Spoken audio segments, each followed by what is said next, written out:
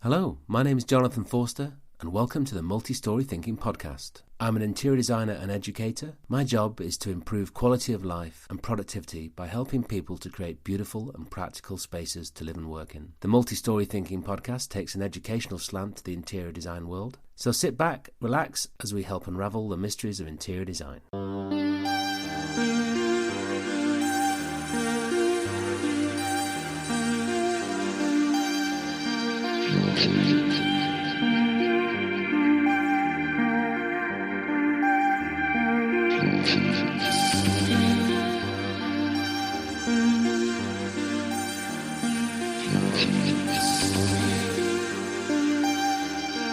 In this episode, I talked to James Mair. James is the founder and director of furniture and lighting retailer Viaduct. Based in Clerkenwell, London, Viaduct have been supplying contemporary designs to both the contract and retail market for over 25 years. I spoke to James via Zoom. In this episode, we discover how furniture complements the interiors of spaces and impacts on the way we live, how an exhibition of French furniture inspired a shift in Korea, the link between chairs and food, and how furniture can reflect a concept, and why there's more to life than chairs.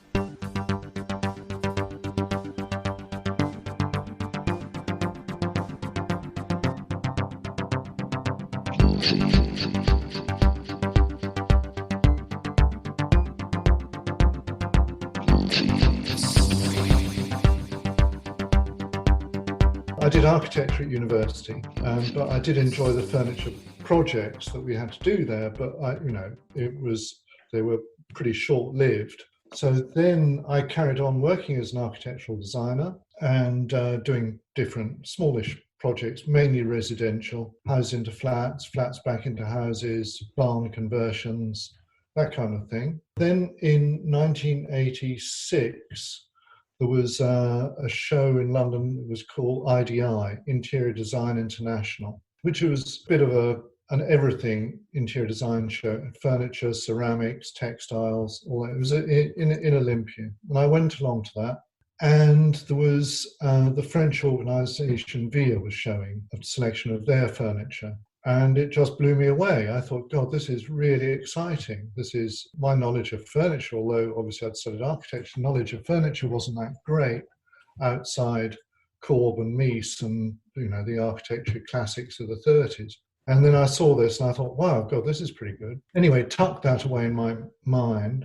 And then that year we were in Italy and I wanted to go to the Milan Furniture Fair, which was then in September. And again, that I knew nothing about different manufacturers and things like that.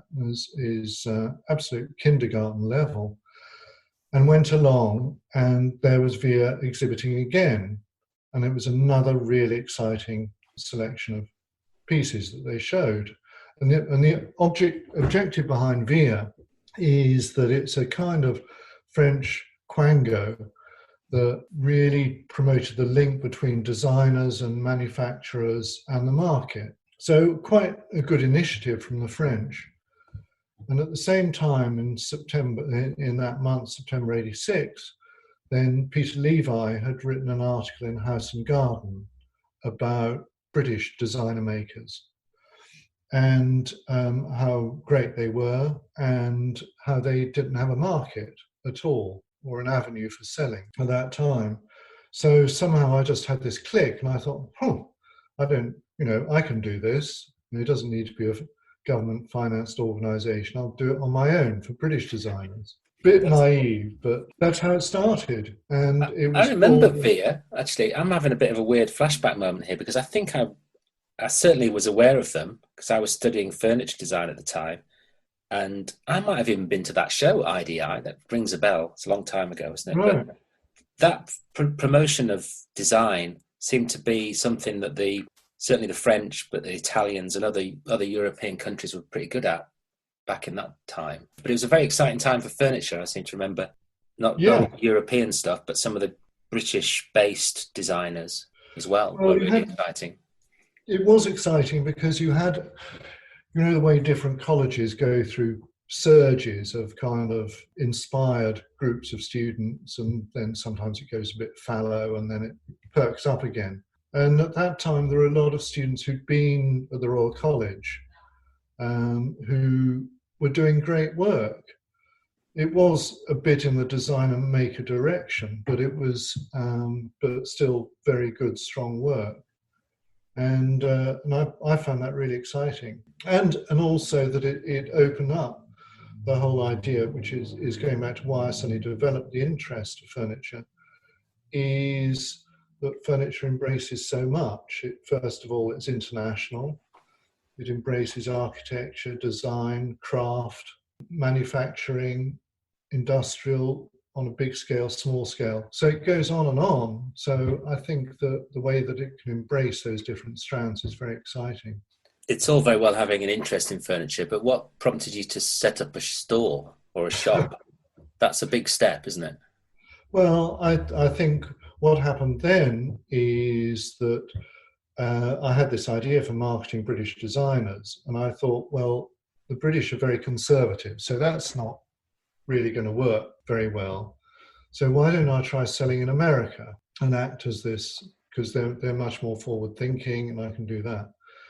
Another kind of dumb idea, but it seemed good. I had a grant from the DTI to do some research, and then went over to the States and did a trip around various stores trying to peddle this British designer's work. And then I met somebody in New York who had a store there called Modern Age, David Hurd, and he was interested in opening up in the UK.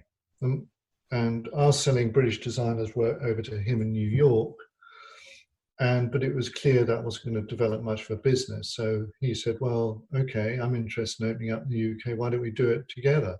So that's how it started. But this, by now we'd got to 1989, and so we opened then. There were just 3 of us there, and it was a large industrial space in Kentish Town, which was very, very cheap, and out in railway land off Kentish Town Road, so hardly based on location. Yeah.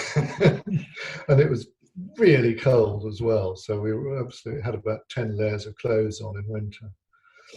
And that's where it kicked off. Which designers were you featuring then, and who were your target market at the time? Well, we were so naive. I mean, I didn't really know the difference between contract and retail then. So it's just, I like this, so with a bit of luck, somebody else will. That was the real naive attitude. Because I was still having to carry on my design practice at the same time to help finance things a bit. So it was a real hand-to-mouth phase. So I suppose that initially it was promoting British designers' work, and 1 or 2 Italians. So we did that to start, and then David in New York, and this was, I suppose, the one thing that put us on a bit of a map, wanted to do a show in New York featuring Ron Arad, Danny Lane, and Tom Dixon. And this was early days of Tom Dixon. It was like the frying pan chairs, the coal hole chairs, really wonderful pieces from the 80s. So before it shipped over to America, we did a show in Kentish Town there, which was incredible. Ron Arad said to me, I don't understand how this has happened because I never do joint shows. So it was a really exciting moment, and it was just short-lived. And I think that got us a bit noticed. And then the next show was doing one for Philippe Starck, and that was a big one. We knew the Design Museum was going to do one, but we wanted to get in there about 18 months before that. That was really big. We got everything from all directions. Very exciting. Those are the iconic names of the industry, aren't they, from that era? Yeah. How did you have trouble persuading people to sign up, or were they, looking forward to the opportunity to get the coverage? I'm not sure there was much of an outlet, really. Of course, there were people who were already going. The Atrium was going, Aram was going, Coexistence was going, SCP. Sheridan was a couple of years ahead of me. And I think those were the main ones, really. Was there a difference in the type of products that you were interested in then, in relation to the other companies that were around? And perhaps thinking about during that period, there wasn't the same coverage of design, was there? It was a much more emergent industry, I think, in terms of who your competitors were. How did you distinguish yourself at that point?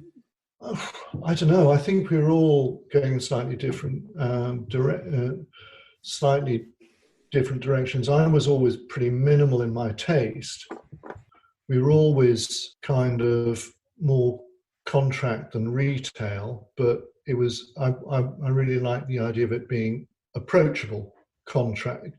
So we were always open to the public. Door was always open for people who are interested in design. And it was, to be honest, it was pretty personal taste the way it evolved. It wasn't really a conscious, judging what the market wanted and doing that. As I said before, it's really a case of we like this, so we hope somebody else does. And luckily, that seems to have kind of worked eventually. Eventually, yeah. A few years. A few years.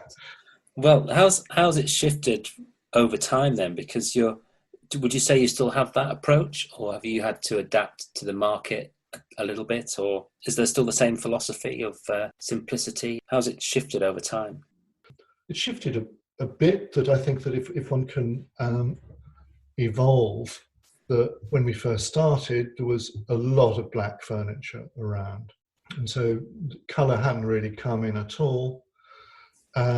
Plastics hadn't come in, so it's almost plastics came and went through the 90s, I suppose, that people wanted to develop things like the Italian company Triade. Then they were working with Philippe Starck, and there was the plastic Lord Yo chair, which was like a kind of plastic Lloyd loom chair. And so it was real industrial scale, well-designed plastic furniture that seemed to hit the spot. Now, of course, we don't sell any plastic furniture. Things have gone much woodier. So, I mean, one adapts to the market in that sense, that the 2008 recession made one retreat to this kind of Scandinavian comfort zone, home-loving, wood-burning stoves, wooden furniture, long-lasting, that kind of philosophy. So I suppose as we've evolved, we've tried to maintain our taste, but obviously the look has slightly evolved through that time. How do you go about selecting companies to represent? It's pieces we like from companies we like, where we like the people, wherever possible. I think that in recent years, then my interest, as everybody's had, has gone up into the more sustainable companies. So I'm kind of fascinated the way that some of the companies we work with have already had that attitude from the word go. It's not a fashionable marketing thing, it's just the way that they've worked. And I think that broadens up our interest, that is not just furniture, it's design and the way that we'll be living in the future. We're keen to be involved in that as well. I think you're focusing on furniture, but you're interested in its context within the industry and the wider culture. Absolutely. And I think that it goes back to, if you like, that furniture embraces art, architecture, design, manufacturing, craftsmanship, etc., etc. So it pulls together an awful lot of threads and involves people that have an impact on the way that we could be living in the future. And then I think that bridge between furniture and architecture is always interesting. The furniture, if you like, complements the interiors of spaces. And so I suppose my architectural hat comes up then, because I really like seeing how space is used at its best. And that's part of our job. Nearly everybody who works for me has got a design background. So we like to help paint the whole picture, I think, and just make projects look really good. I think there are lots of threads that fascinate us. Good space comes to life with good furniture, doesn't it? And also that facilitates the effective use of that space. Absolutely, yeah. You moved to the site in, is it Clerkenwell or Farringdon? How would you describe that? Was it? I always call it Clerkenwell. I suppose it's Clerkenwell will do. Yes. Yeah. You're across the railway line, though, aren't you? You're technically in Farringdon. I don't know. Call it what you like. No. We get very sort of edgy about postcodes, don't we? I think but you moved to your new showroom some time ago, and that opened up Right. the opportunity for not only more furniture, but also you have an exhibition space. And that's been quite an important feature of what you've been doing over the last few years. Was there a conscious decision to get involved in that sort of thing? Yeah, and I think that well, we moved to Summer Street in '93, and it's a great space. And then we built the mezzanine in 1998, and which increased the space by nearly 50%. And then we've always been, I think we all have been interested in this broader picture. Now, what that broader picture is varies from year to year. That could get influenced by what we've seen in Milan, or it could be somebody that we know, a designer we know who we want to give an outlet to. It could be a theme. One year we did the minimal living, which was like a 13 square meter flat, and this was a project that Nina Tolstrup and Jack Mummer were involved in, Studio Mummer. And I'd heard that this was a project they were doing, and it was at a time when it was kind of London living was so expensive, and so people live in smaller spaces. I spoke to them, and then we reconstructed their space, if you like, in the showroom, and to get this complete flat into 13 square meters. And that went down very well. We did another show where I wanted to get people thinking. So that was like working with 3 of the local chefs to come up with a link between chairs and food, which seemed a bit mad, but it was just the idea. I gave each of them 15 chairs. They were the same chairs, and asked what meals were inspired by the design of the chairs. And then there was a kind of competition we had in the showroom for people to do the same. So it's just, that was more of a fun exercise just to get people's minds working. Yeah, we are interested in the bigger picture and what can come out of it. That food and chairs one, I remember that exhibition, and it really hit home in the sense of connecting the furniture to an idea, and also maybe by extension to the remainder of the space more effectively, and how you might think about furniture as an element within that. I run a little exercise where we use those chairs and those examples just to get responses from students, and they sort of start thinking this is a bit mad, but then very quickly get into it, and that it's those memories I think we're talking about, aren't we? What does a piece of furniture evoke when you look at it? It's very subjective, of course, but that exercise where you were linking food and meals to pieces of furniture has a lot of resonance, doesn't it, with how we exist around pieces of furniture?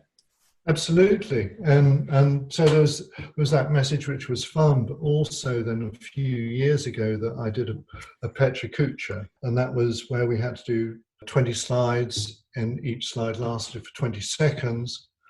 So I went up there thinking, wondering what to do, and I thought, I'm never going to be on Desert Island Discs. So what I'm going to do here for this Petra Kucha is Desert Island chairs. So I did 20 chairs, and it was from an old bench that we had in the garden at home that my mum had, that gradually disintegrated right the way through, chairs that had specific memories. And it was just quickly coming up with the stories that popped up in my head as a result of those chairs. And it was great. And then one Japanese guy who was there came up to me and said, I had no idea that chairs could be so emotional. And so that's true. It's they do stir memories, and I really enjoyed that. Yeah, that's nice. I remember you did not an exhibition. It's more like an evening meal event and talk around a table. I mean, that's the beauty, I guess, of furniture, is it facilitates different social interactions. And that was a series of talks around the idea of how communities were developing. We were looking up at Chatsworth Road, weren't we? And but actually having the furniture to facilitate the event just demonstrates, what a kind of fundamental part of what we do furniture is. But that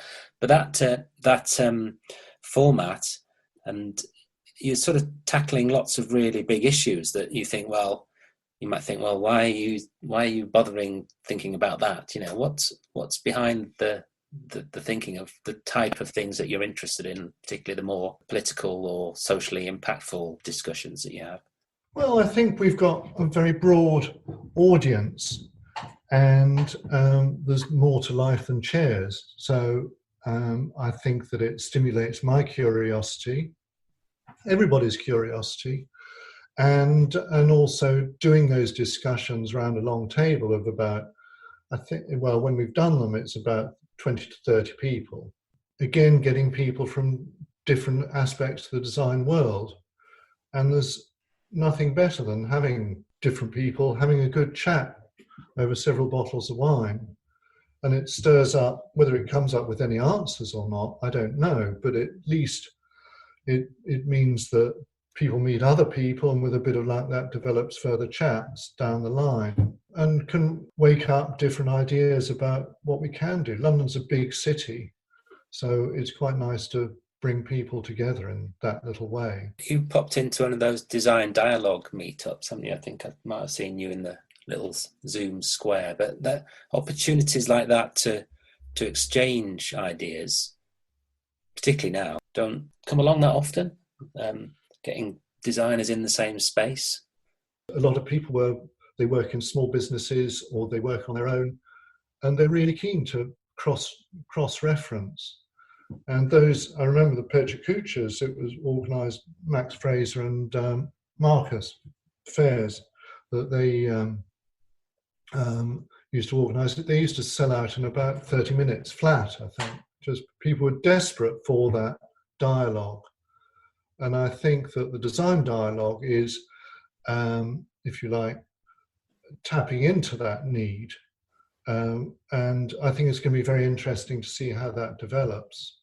I think the voice of designers or people involved in the creative industries, I think we are key to the way that life can progress in the future. It certainly makes it easier from my perspective, stuck down here in Devon, not stuck, relocated by choice. But the Zoom format brings people together, and I know there's a few people from further afield, Australia, who in the same time and space. It's quite an opportunity in that sense.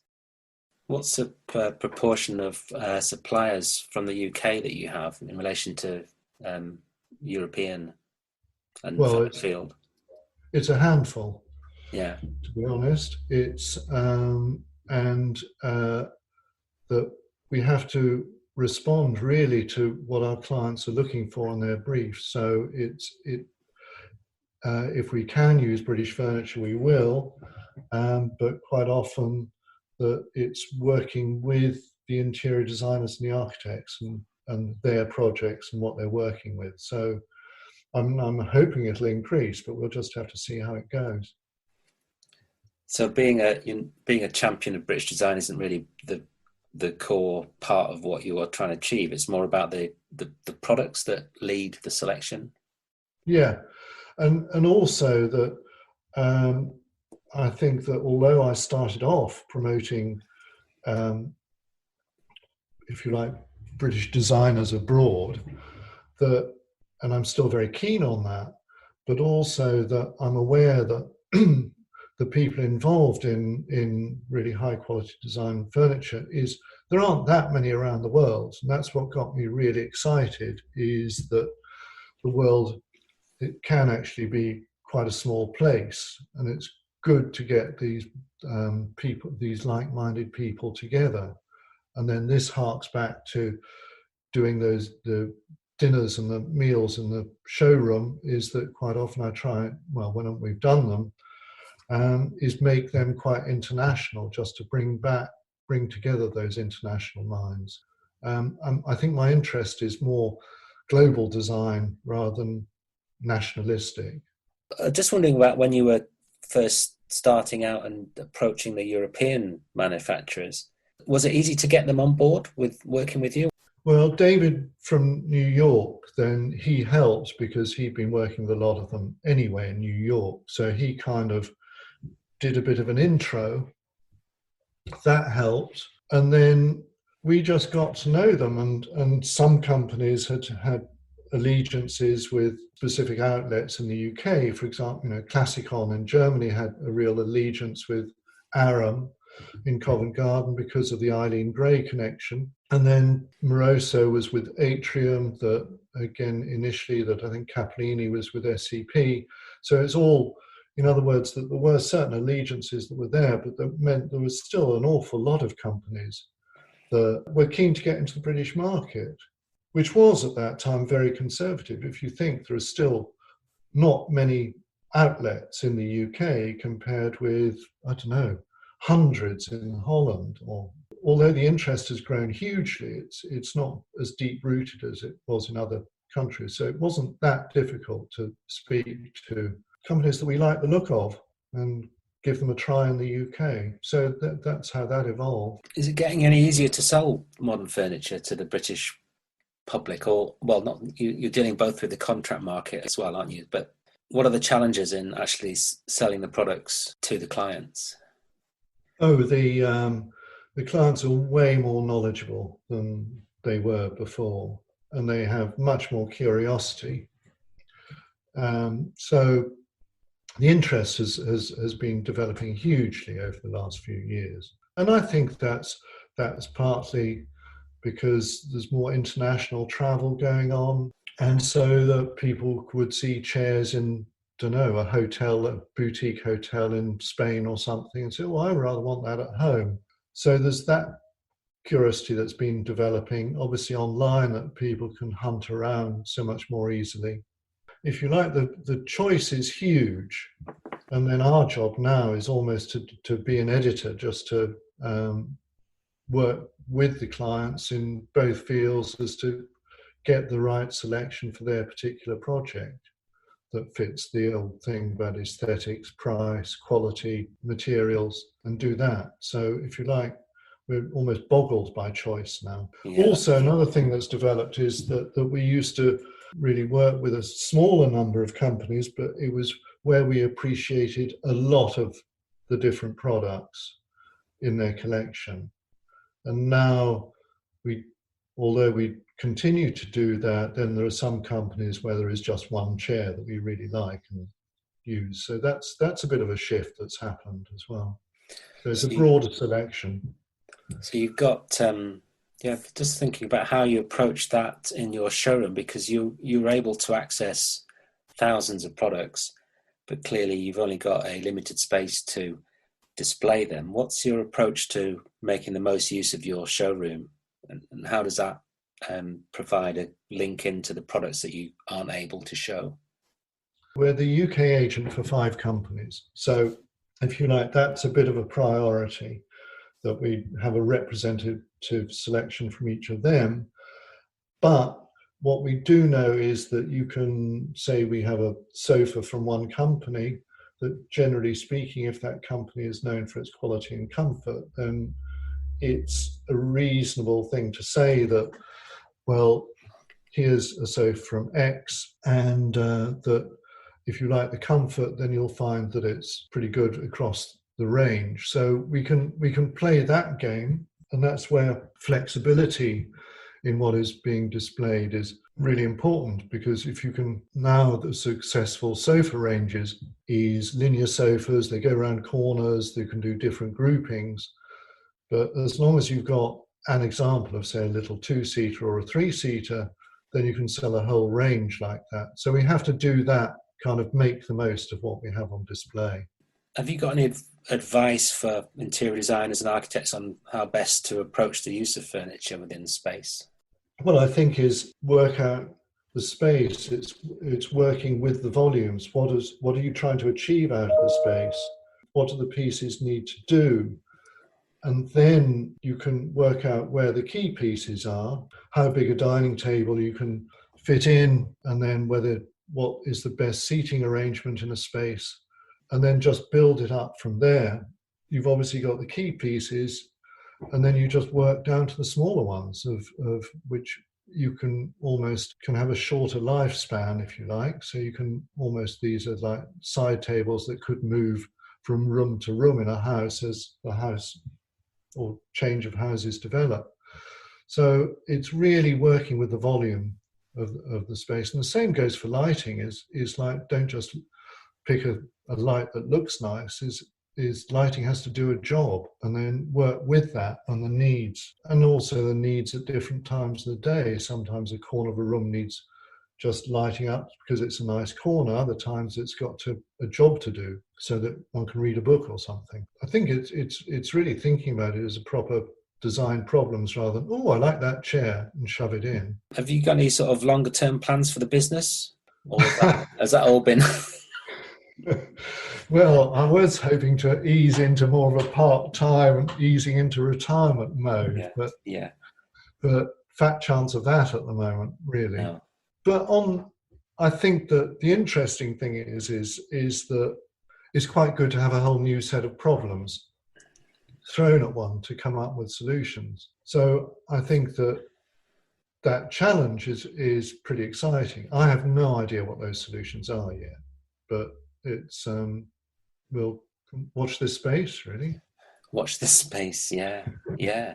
I know it's a bit of a weird one, isn't it? Because anything you might have thought about has probably become redundant, and then you don't know you can't really plan anything because we don't know what the situation is going to be in 3 months, 6 months, whatever. But I think that the interesting thing is that there are going to be definite things that will happen. Is that there will be more people working from home. The requirements of offices will change, and there'll be that mixture of meetings and with Zoom attached, if you like. So then that means that the way that home spaces are used, or the needs of home spaces, is how that evolves is going to be interesting to watch. I think that will also show that there's less of a need for people to live in London, and that they can come back up to London 2 days a week or something for work. So how that evolves is going to be pretty dramatic over the next year or so. Those are long-term changes that, even when COVID's done and dusted, I think people will want to hang on to. Do you think we might see a change in the type of furniture products that are going to be designed, and possibly a shift in the type of products that you're going to be selling, or the balance of products that you're going to be selling? Well, I think with businesses and restaurants and bars and hotels, over the last few years, there's been that softening of the look. There used to be much more of a division between office desking and the way people worked, and is more regimented. And that has softened over the last few years, with more residential style furniture being used in offices and breakout areas and small meeting rooms, and more informality has crept in. Likewise, there's been more variety in restaurants.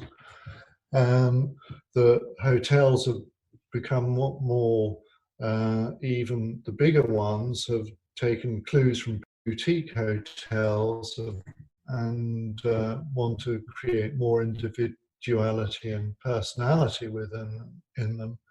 So I think all that already started happening. So I think that will just develop. I think that there'll be more, obviously, that home desks and home working areas, maybe more degree of flexibility will be required in the furniture that people use. Something that can be used as a desk during the day can then be, if it's a small bit, it can be moved out and added onto a dining table if you have extra guests. I don't know. We don't know how things are going to go. You've got a team, I know of quite a few of your guys down there, all well versed in design, and many of them trained as designers. That must be useful when you're interpreting schemes or interpreting the wishes of your clients or the architects that you're designers and interior designers that you're working with. How important is it to have that ingrained knowledge? Well, I think for us it's crucial, because we've covered a range of a whole load of things, and I think that we're all interested in design in its broadest sense, and I think that anybody involved in the selling of furniture gets huge satisfaction about putting together a scheme and seeing it come together at the end, working with the designer. So it's like playing this consultant role, if you like, just to make the most of a designer's project. And then when it turns out really well and everybody's thrilled to bits, then that's immense satisfaction, and to know we're proud of it all. So I think that's what gives us the buzz. Definitely. I think that phrase that you just said would be a really good one to end on, unless you say anything better in the next few minutes. but I could cut and paste it back in. But okay, well, you must have really enjoyed doing just the variety of different people you've been talking to. It must have been great. Yeah, it's good. It gives me something to do during the day whilst I'm stuck at home. No, it's been really good, and it's interesting touching base with people that I've not spoken to for a long time, or I'm very familiar with in one sense, but not in the other. I've known you for a long time, but haven't really had a chance to talk to you deeply about anything. And so it's a good way of just getting into stuff. But also I'm finding some themes coming through which are really interesting around, people's interest in why they're doing the design work, what they're trying to achieve, the rise of well-being as something that people are considering, and just that different people's approaches to designing or being a supplier. It's fascinating, and it's sort of building into a lot of information, which I'm not sure what to do with. Apart from obviously it's there for the consumption of people, but it's been good, really good. When you mentioned that Via French thing, oh my God, it just reminded me. I think, it's like there's so much we've all experienced that you forget. So I'm really pleased you reminded me about that, because that was, I remember being really moved by that, as a young designer. So that sparked my memories really nicely. Well, I think Via's still going, or it was a few years ago. Yeah. That final bit, that's why it's called Viaduct, because obviously we want to be a bridge between design and the market.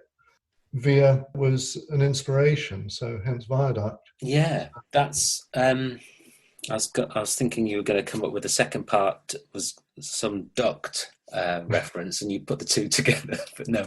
But Viaduct, yeah, it's Italian, isn't it? We've got this thing down at Plymouth University called the Bridge. Doesn't sound half as good as Viaduct, Same thing, really, isn't it? Something that connects one to another.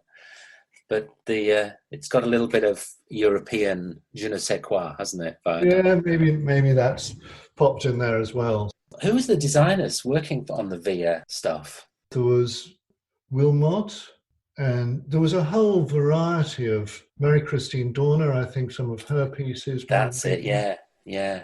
And, oh gosh, I can't remember. I think Stark in his very early days might have. Could have been, couldn't he? Yeah. Been involved. Yeah. Do you think we've got that kind of excitement in furniture design now? Doesn't feel like it, but then we're old and jaded, possibly. Well, I am. I feel it sometimes, but it felt really exciting with Ron Arrad's shop on Neal Street. And is that happening now, or is it just happening in different ways? I think it's probably happening in different ways at the moment.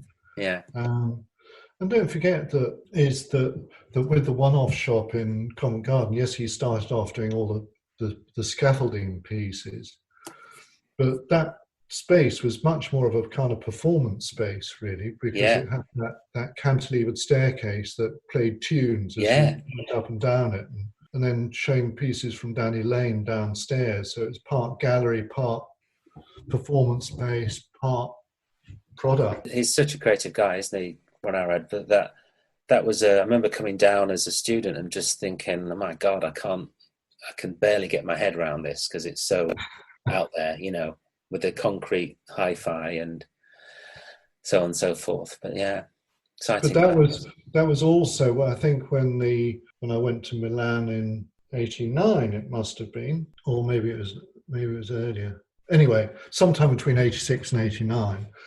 Then Ron Arad had a show, had a stand in the Milan Fair, And he had a bunch of students who were playing with those. You remember the lights that he had that you were using old car aerials, electric car aerials, and so they were whizzing with that. And then there were the sofas where you sucked out all the air, and there was the polystyrene beads that molded to your body, and it was so the Italians had never seen anything like it. It was this bunch of lunatic British students doing a performance for 4 days or something. I think we need a bit more of that, don't we? Maybe we'll get a bit of that. I think we could do with a bit of that.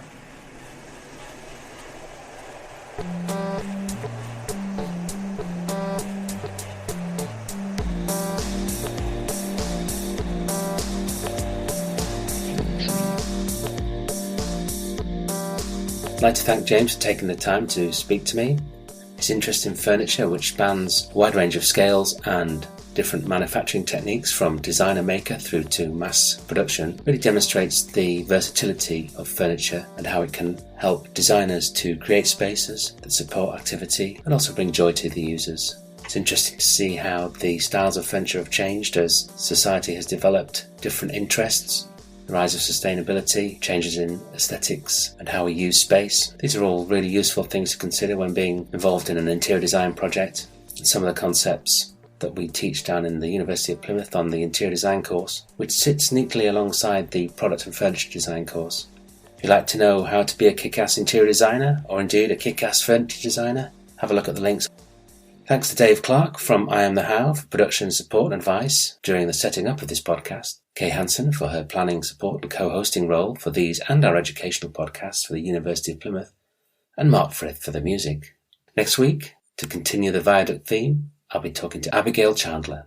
Really like to hear your feedback on the podcast. Leave a comment or get in touch. Thanks for listening. Bye for now.